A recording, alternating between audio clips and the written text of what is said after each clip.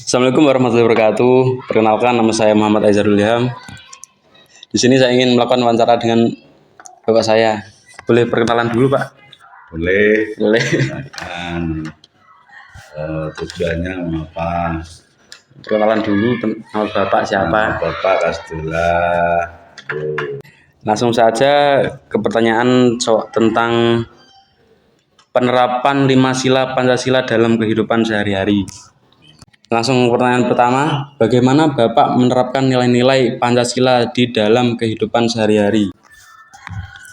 Harus rukun, sama keluarga, saling bantu-membantu, rukun sama tetangga, saling tolong-menolong, bergotong royong. Kalau ada kegiatan saling bergotong royong. Pertanyaan kedua, mengapa nilai-nilai Pancasila harus kita terapkan dalam kehidupan sehari-hari? Nilai-nilai Pancasila kehidupan sehari-hari harus diamalkan dengan sesuai agama. Sila pasal 29. Pasal 29. Diterapkan dengan saling tolong-menolong. Pertanyaan ketiga, bagaimana cara menanamkan nilai dalam Pancasila kepada generasi muda? Generasi muda itu harus tahu dasar negara Indonesia itu satu, yaitu saling hormat menghormati dan mencintai negaranya dan hormat sama orang tua, patuh sama orang tua.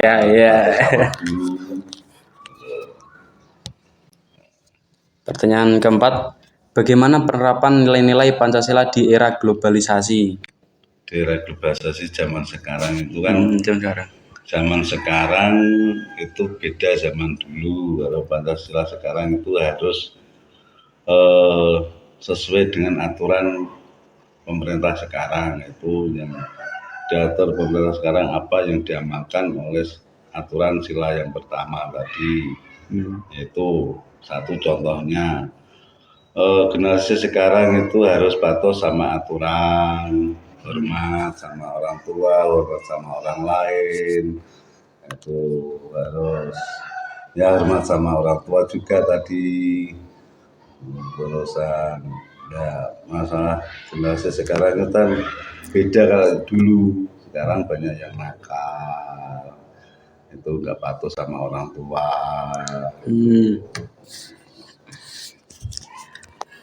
Pertanyaan kelima, bagaimana cara Bapak mengamalkan sila pertama Pancasila dalam kehidupan?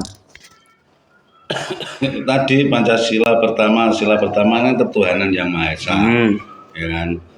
Itu ketuhanan yang Maha Esa itu bisa diterapkan sebagai tadi diamalkan sesuai dengan kehidupan sehari-hari.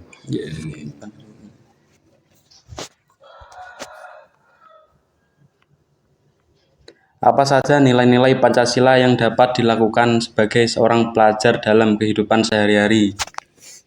Nah, kalau pelajar ya dari sila kedua Persatuan Indonesia tadi kan, pelajar itu harus patuh sama guru, disiplin, sama pelajarannya rajin. Itu kalau patuh sama guru dinilai ya lumayan. Kalau murid dulu kan patuh, ada guru takut. Kalau sekarang nggak patuh sama pelajaran itu ya cuek, nggak ada hormatnya, sopan santun sama guru, ya kan, sopan santun sama orang tua, berbahasa yang halus sama orang tua.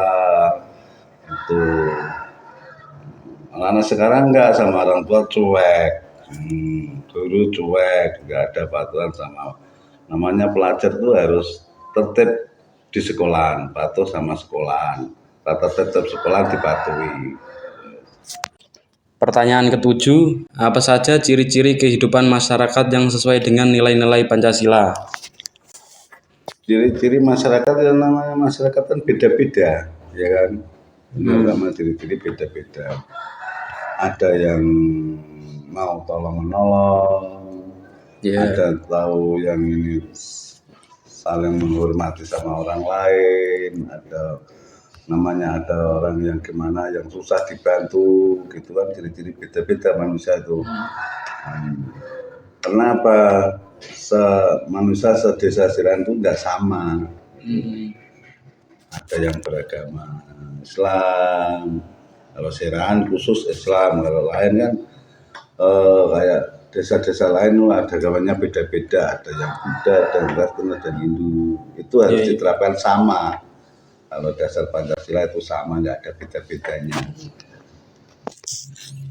Pertanyaan ke-8, mengapa nilai-nilai Pancasila penting dalam kehidupan bernegara?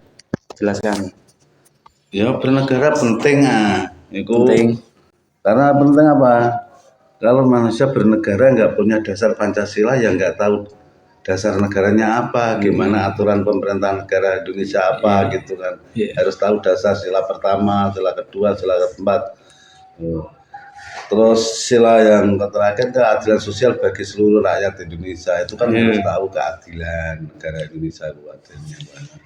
Terus kehormatan, harus manusia itu saling menghormati. Harus dasarnya tahu.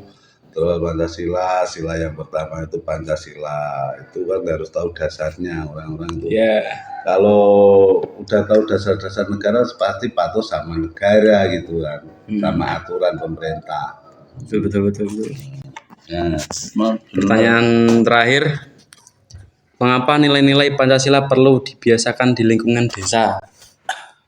Harus perlu, karena nilai Pancasila itu kan di lingkungan itu kalau nggak ada dasar Pancasila, kalau orang tidak tahu itu gimana caranya tolong menolong, gimana caranya membantu, gimana ada orang yang kesusahan, gimana caranya, nggak tahu kan, nggak tahu dasar Pancasila.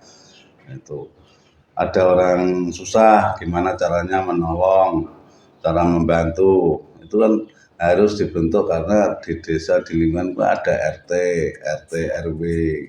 RT namanya rukun tetangga, RW rukun warga. Itu harus dibahas. Oh ini ada orang susah, dibantu, dimusyawarahkan gitu.